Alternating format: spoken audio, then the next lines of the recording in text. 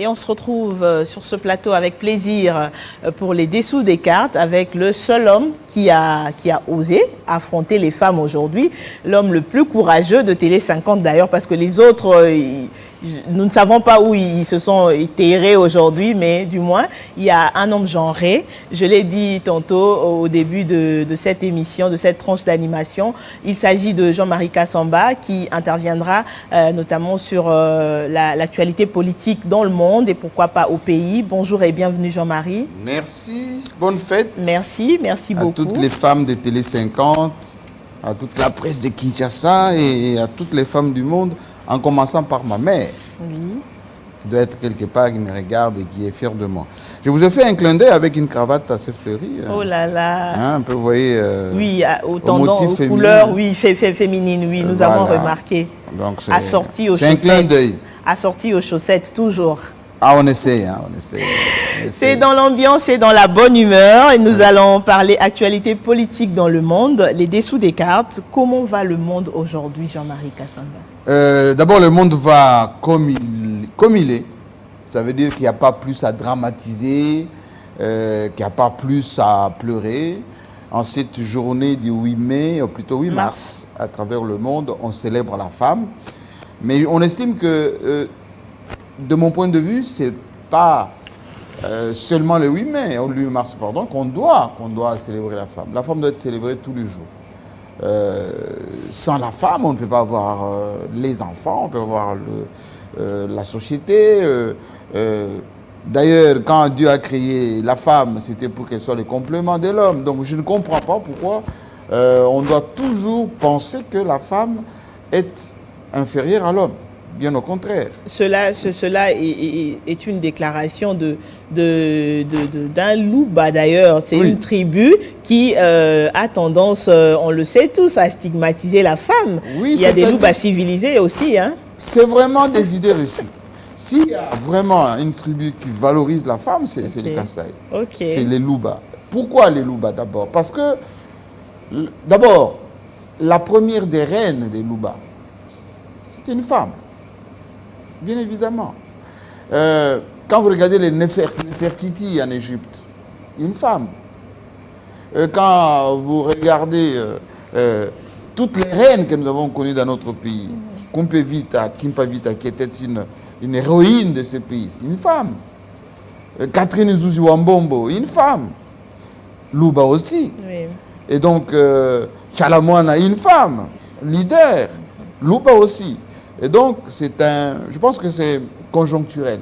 C'est une tendance un peu occidentale à penser que la polygamie, c'est mauvais. Non, même le roi David était polygame, on se rappelle. Mais ça dépend des traditions. Il y a d'un côté la polyandrie, il y a de l'autre côté, par exemple, les femmes qui dominent, les Nana Benzo, par exemple, à son temps, au Togo. Et même à Télé 50, il y a plus de femmes au journal télévisé que bien évidemment, à Télé 50, on célèbre les femmes. Il y a plus de femmes d'ailleurs au journal télévisé que d'hommes. Oui. Hein? Vous êtes une de meilleures présentatrices de ce pays. Moi, j'ai fait cette chaîne, une chaîne des femmes. Oui. Hein? J'ai eu à 2 reprises une femme qui a dirigé la rédaction. Donc, c'est pour vous dire que ce n'est pas un débat chez nous. Donc, bonne fête à vous. Il ne faut pas résumer tout ceci au pain. Oui. Parce que c'est plus que ça. La femme congolaise, elle est intelligente. Regardez Malou, la fille de Malou Kalenga, avec la dame Kirongozi qui vient de créer encore l'aspirateur. Donc on a des femmes intelligentes dans ce pays. Donc c'est un faux débat. On n'a jamais eu des femmes premières ministres. Je pense qu'il est temps. Présidente de la République. Bien évidemment, il faut absolument qu'on y pense. D'ailleurs, je vois 2 ou 3 femmes là qui se profilent à l'horizon. Nous avons posé la question à nos téléspectateurs, que des noms que nous avons reçus, mais nous n'allons pas les citer. Oui, absolument. Et d'ailleurs, je suis en train d'être filmé par une femme, l'une de mes caméramans, camerawoman de notre chaîne, élégante. Voilà, une fois qu'on la filme un peu, qu'on la voit comment elle est. Vraiment, notre héroïne dans l'ombre. Donc, vous me posez la question, comment va le monde? Eh bien, le monde va comme la RDC. La RDC qui a son président, qui est parti un peu checker son corps, hein, comme moi je le fais souvent d'ailleurs ici au pays, mais aussi traiter des petits problèmes des familles. Voilà. C'est un homme d'abord, hein, Félix Tshisekedi, au-delà d'être président de la République. Donc il a des petits soucis d'abord naturels, d'hommes, ensuite de chefs de famille, ensuite de Bantous, et des Kassaïens. Voilà, il y a un peu tout ça. Donc il ne faut pas lui interdire de s'éclipser un tout petit peu. D'abord, il travaille beaucoup. Mais l'actualité actuellement, l'actualité dominante dans le monde, se résume au conflit russo-ukraine. Aujourd'hui, l'armée se rapproche de Kiev. Quels sont les dessous de cartes si aujourd'hui la capitale arrivait à tomber? La capitale est déjà tombée. Ce qui se passe en Ukraine, c'est tout simplement la logique de la situation. C'est la duperie des nations. Depuis que l'Occident avait décidé d'en finir avec l'URSS dans les années 80, et ils ont utilisé un dirigeant, un secrétaire général du Parti communiste à l'époque soviétique, qui s'appelait Mikhail Gorbatchev. Ils l'ont dupé, que voilà, on doit avoir la détente, on doit avoir un monde en paix, on doit arrêter la course aux armements, et il faut démocratiser. Alors qu'à la sortie de la Deuxième Guerre mondiale, il y avait, on va dire, des gagnants de cette guerre mondiale. Il y avait deux blocs. Il y avait un bloc communiste avec comme satellite l'URSS à l'époque, et le bloc occidental capitaliste avec les États-Unis et l'OTAN. Ils se sont séparés le monde comme ça. On appelait ça les blocs de l'Est et les blocs de l'Ouest. Le bloc de l'Ouest avait préféré l'OTAN, l'Occident donc, pour dominer. Ils ont menti Gorbatchev. Gorbatchev a entamé une dynamique, on va dire, de glasnost, de l'ouverture, de la paix, perestroïka, etc. Ils ont réussi quand même à démanteler cette URSS. Et on a d'abord abattu le mur de Berlin, ensuite on a commencé par donner l'indépendance à toutes les républiques qui faisaient partie de l'URSS, avec, c'est là où tout est parti, l'assurance que l'OTAN, l'Ouest donc, n'allait pas se rapprocher de la Russie et que ces pays-là, ils n'allaient pas entrer dans l'OTAN pour constituer une menace pour la Russie. Ils ont accepté à l'époque.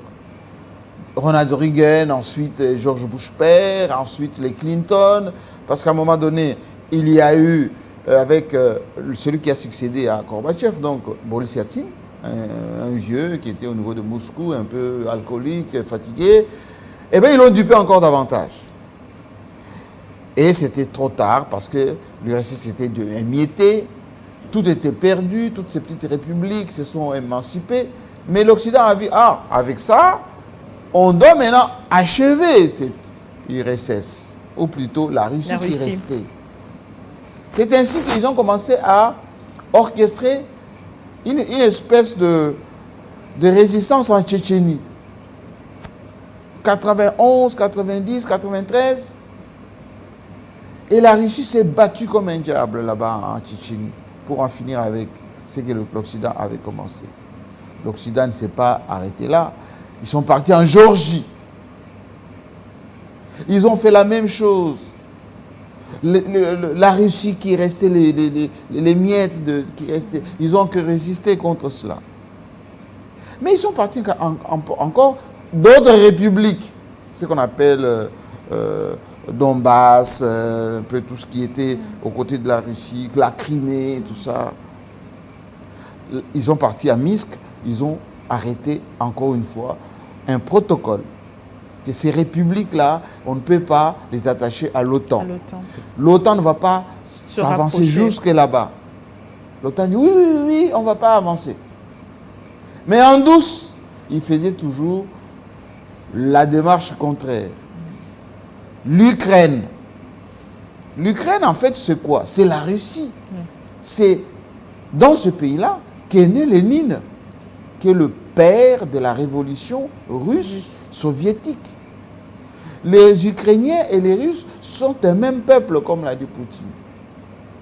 Et ils ont commencé à installer en Ukraine des bases, à former les Ukrainiens militairement. Il y a même des Canadiens qui sont là-bas, qui forment même des groupes de nazis, tout ça. Mais un Poutine qui était ancien des KGB, dès qu'il a vu que Boris Yeltsin était un peu médiocre, etc., il a mis de côté, fatigué, il a pris le pouvoir. Il n'a pas voulu affronter l'Occident directement parce qu'il était faible. Il s'est mis d'abord au travail. Comme la Russie est un pays riche, extrêmement riche, le pétrole, le gaz, le diamant, ils ont tout, y compris les produits agricoles. Un peu comme la RDC. Oui, un peu comme la RDC. On est même d'ailleurs au même niveau sur le plan des richesses, mais eux, ils ont beaucoup exploité ça. Ils sont en longueur d'avance. Et c'est pour ça que Poutine s'est mis d'abord au travail. Consolider la Russie, équiper militairement l'économie de la Russie. Il a pris 10 ans. Jusqu'en l'an 2000 ici. Jusqu'en 2014. On avait activé encore, rappelez-vous, les révolutions des Maïdan, les révolutions orange. Tout ça, c'était fait par l'Occident pour déstabiliser la Russie. Mais la Russie s'est consolidée suffisamment. C'est ainsi que, quand ils ont vu qu'ils sont maintenant requinqués, ils ont encore dit à l'Occident, il faut retirer vos histoires là. Donc ils ont procédé à des voies diplomatiques. L'Occident dit, ah non, ces gens-là sont autonomes, indépendants, ils peuvent s'allier avec qui ils veulent, etc. Il dit, ok. Moi, je vais commencer par là. Pour vous montrer que la Russie d'hier, là, l'URSS d'hier, là, vous marchez dessus avec Gorbatchev, c'est plus la même chose. Et ils sont en train, depuis qu'ils ont commencé, à démilitariser. C'est-à-dire, ils ont fait quoi? Le premier jour, ils ont commencé à désactiver là où les Occidentaux avaient installé des armes, les centres d'entraînement, les télécommunications, etc., etc. Deuxième jour. Et ils ont montré la capacité que, parce que l'Ukraine que vous voyez, c'est 4 fois la France en termes de superficie. Ils ont attaqué au même moment, partout. Et donc, comme ils ne veulent pas faire une guerre de destruction, c'est une guerre de, on va dire, de neutralisation, ça crée quelques effets secondaires, c'est ce qu'on appelle les effets collatéraux. Est-ce encore possible actuellement pour les deux parties de se retrouver sur une table de négociation? Ils vont se retrouver. Mais avant qu'ils se retrouvent, il faut que Poutine diminue ou neutralise la menace qui était contre la Russie. Tout le monde le sait, les Occidentaux en premier, que Poutine est dans ses droits. Rappelez-vous, dans les années 60, Cuba, pays souverain, l'URSS de l'époque était parti installer des missiles là-bas à Cuba. Mais qu'est-ce que Kennedy n'a pas menacé? Il a menacé la guerre nucléaire à l'URSS. Imaginez si, par exemple, la Russie installait à la porte, je ne sais pas moi, en Italie ou en Pologne ou en Belgique des missiles sur la France comme ça. Ils allaient réagir de la même manière. À la seule différence que la Russie, c'est le premier fournisseur de l'Europe, notamment de l'Allemagne, de l'Italie, de la France, du gaz, du pétrole. Ça, c'est sur ce qu'ils appellent les sanctions économiques, là. Ils n'ont pas touché à la fourniture du pétrole russe. Ils n'ont pas touché à la fourniture du gaz russe. Ils n'ont pas touché aux banques qui financent la Total, la société française qui exploite le pétrole. Et toujours en Russie. Et donc, quand on vous dit on a pris telle mesure, etc., ça c'est pour la consommation d'abord de l'opinion. Mais en réalité, l'Europe dépend énormément de la Russie. Et la Russie a déjà pris beaucoup d'avance, beaucoup de réserves. Chaque jour, c'est 1 milliard de dollars qui est payé à la Russie pour la facture de cette énergie. Et en contrepartie, il y a beaucoup de prix qui ont pris l'ascenseur en Occident. Et c'est ce qu'on ne dit pas à l'opinion. Voilà. Donc le monde va dans ce sens-là. Ces conflits vont dans quelques semaines. Mais quelle, selon vous, serait la position, par exemple, de la Chine, qui s'invite aussi dans le débat, grand partenaire de la Russie, et qui offre des offices pour d'éventuelles négociations? Mais la Chine est contente. Elle est tellement contente parce que ce qu'on fait à la Russie aujourd'hui, on a fait la même chose. On continue à faire la même chose contre la Chine. Le coronavirus, c'était contre la Chine. Ce qui se passe des révolutions à Taïwan, à Hong Kong, tout ça, c'est contre la Chine. Et la Chine qui est devenue la première puissance économique gérément financière, plus grande puissance militaire aujourd'hui, c'est que le jour où la Chine voudra récupérer par exemple Taïwan, eh bien les Américains, ils vont constituer un bloc pour l'attaquer. Mais la Chine aussi s'est beaucoup organisée. Équipée suffisamment. C'est l'une des plus grandes armées du monde. La Chine est en autonomie. Comme la Russie, la Chine a ses propres satellites. La Chine a l'arme nucléaire. La Chine a beaucoup d'équipements. A des bombes comme Satan 2 là, de la Russie. Donc la Chine, on ne peut pas blaguer avec la Chine. Et les Américains le savent aujourd'hui. C'est pour cela qu'ils ont hésité d'aller attaquer la Corée du Nord. Parce que la Corée du Nord, c'est petite sœur de la Chine. Et comme la Chine est aujourd'hui en intelligence avec la Russie, cette guerre ne va pas aller très loin. Remarquez par exemple que tous les pays d'Amérique du Sud n'ont pas condamné. Beaucoup de pays d'Asie, notamment les pays du Moyen-Orient, même jusqu'en Arabie Saoudite, n'ont pas condamné. D'ailleurs, à l'OPEP, on a demandé que l'OPEP augmente sa production de pétrole. L'OPEP a dit non. Nous, avec la Russie, on reste avec notre fourniture, etc. Donc, c'est pour vous dire que c'est une guerre d'abord des puissances, une guerre économique qui aura d'ailleurs son issue dans pas longtemps parce que Poutine a anticipé sur la menace qui pesait sur la Russie à court terme, parce que la Russie, c'est vraiment l'Europe. Et toutes les gesticulations que vous voyez ici, c'est tout simplement des intimidations, de la propagande, etc.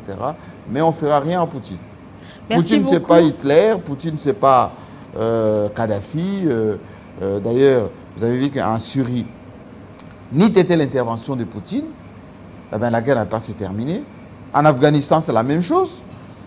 En République centrafricaine et au Mali, c'est ce qui se passe. Et donc, il y a un retour en force de la Russie qui fait que, aujourd'hui, les grandes puissances d'hier, notamment l'Occident, ce qu'on appelle, il se dit de même la communauté internationale, mais dans la communauté internationale, nous aussi, on fait partie, la RDC. Notre point de vue ne compte pas. Et puis voilà. Le point de vue de l'Afrique en général, d'ailleurs. Oui, ne compte pas parce que nous sommes l'air marché des consommations. Et là où je voulais attirer... Quelqu'un a même dit, a fait une blague pour dire que l'Afrique, c'est la femme que tout le monde a déjà courtisée. Donc, elle n'a même plus réputation pour mettre sa bouche dans ce genre de conflit. Vraiment. Et c'est pour ça que je déconseille aux Africains de s'ingérer dans ces affaires de la Russie. D'ailleurs, bien au contraire, ils devaient s'abstenir, rester calmes, parce que les rapports de force sont en train de changer. Voilà. Aujourd'hui, l'Occident n'a pas suffisamment d'argent. Et faire la guerre, c'est de l'argent. Ensuite, militairement, et la Russie, et la Chine, l'Iran, l'Inde, tous ces pays se sont modernisés suffisamment, se sont armés suffisamment, ils ont des liquidités, ils ont même acheté beaucoup de patrimoine de l'Occident, et c'est trop compliqué. Mais avec la saisie de quelques biens des Russes, notamment en France, et même aux États-Unis, les Occidentaux se rendent encore mauvais service. Pourquoi? Parce qu'ils vont décourager les investissements de ces gens-là, qui à un moment donné pensaient qu'ils pouvaient venir investir dans le vigneron, investir dans l'agriculture, investir dans le secteur industriel, etc., dans l'ère multinationale. Vous saisissez leurs biens. D'abord, sur le plan juridique, c'est interdit par les règles de l'OMC, du commerce mondial. Ensuite, c'est un mauvais signal. Imaginez si toutes les sociétés chinoises qui sont en France ferment. Le chômage. Imaginez les Russes sur la Côte d'Azur, les vignerons, beaucoup d'exploitations que les Russes ont rachetées là-bas. S'ils ferment, quel taux de chômage en France?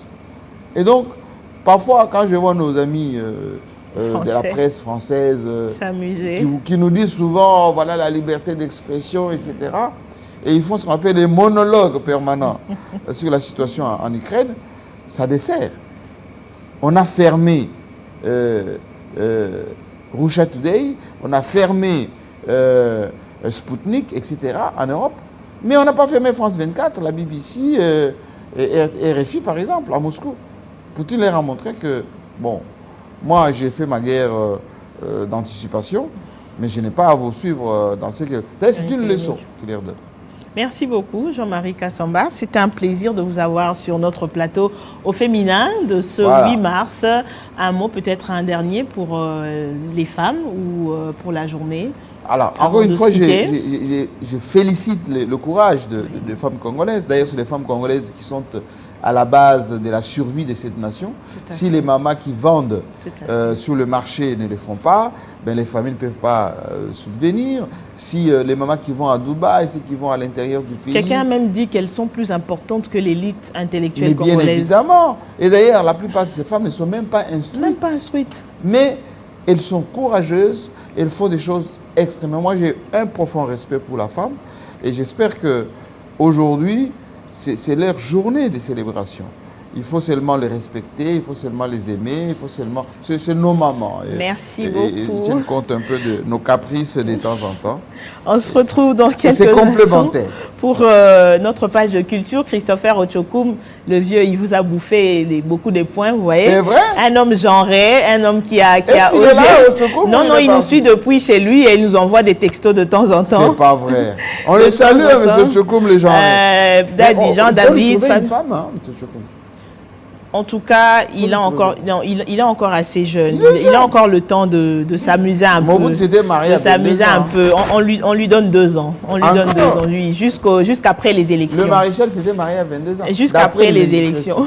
Jusqu'après. Oui, jusqu'après les élections. Il y aura lieu les élections, bien sûr. En tout cas, constitutionnellement, il y aura des élections. Mais Kadima n'a pas d'argent. Voilà.